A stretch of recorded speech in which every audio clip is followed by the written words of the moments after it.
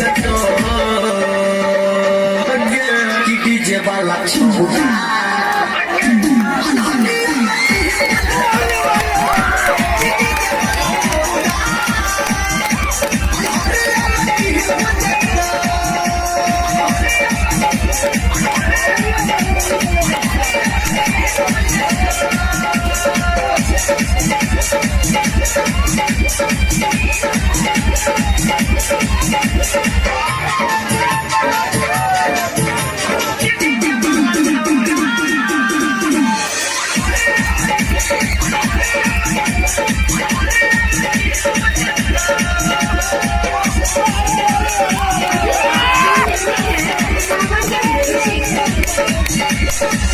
Mata mai ke chui to ke choda kani kaal mein